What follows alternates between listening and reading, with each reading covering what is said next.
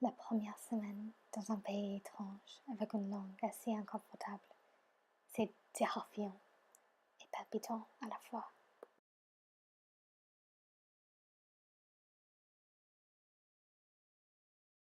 Je prends l'escalator pour quitter le haroir et je vois le château pour la première fois.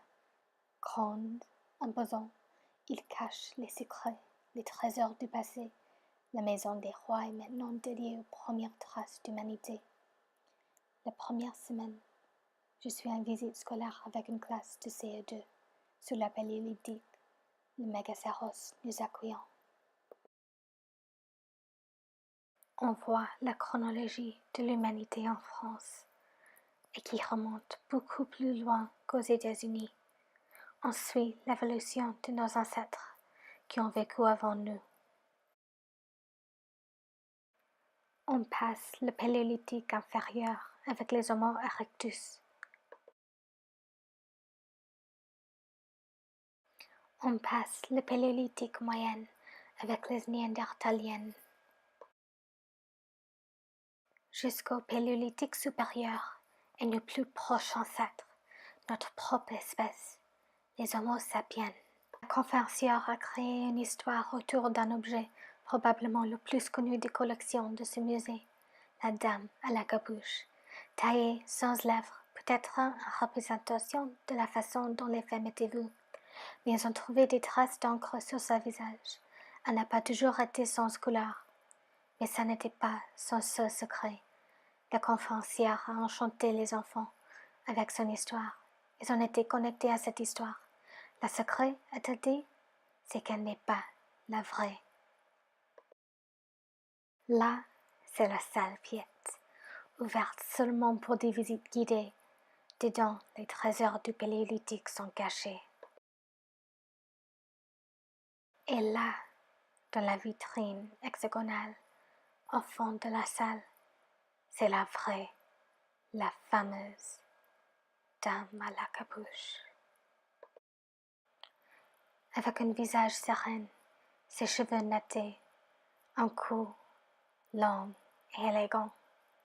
Elle est un des premiers visages humains, le premier si esthétique, tout taillé dans l'ivoire, dans la fonce d'un mammouth.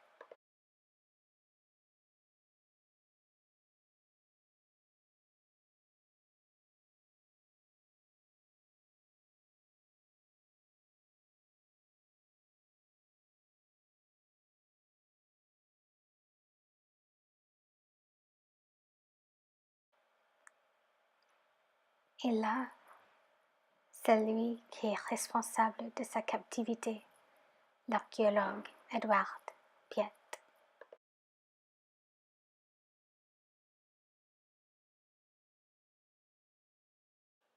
Pour sa donne au musée, il a mis en place quelques conditions. Le plus important, c'est que les collections sont montrées tout ensemble, organisées par lieu de découverte, et que la manière dans laquelle les objets sont montrés doit rester la même que le style original du musée, quand il a été ouvert par Napoléon III. Et sous l'observation de Monsieur Piet, j'ai trouvé ce qui me connectait au passé.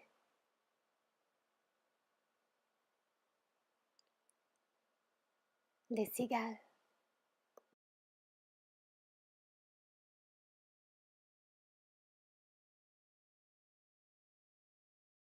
C'était en 2004, quand j'avais le même âge que les étudiants de CE2. Ils étaient enchantés par la dame fameuse, et moi par les insectes. Taillés presque 20 000 ans avant ma naissance, ils présentent une connexion avec ma vie, une connexion vraie et tangible.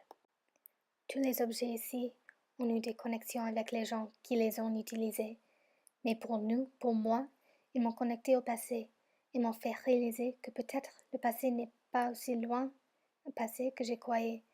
La preuve est dans les liens que vous aussi pouvez trouver.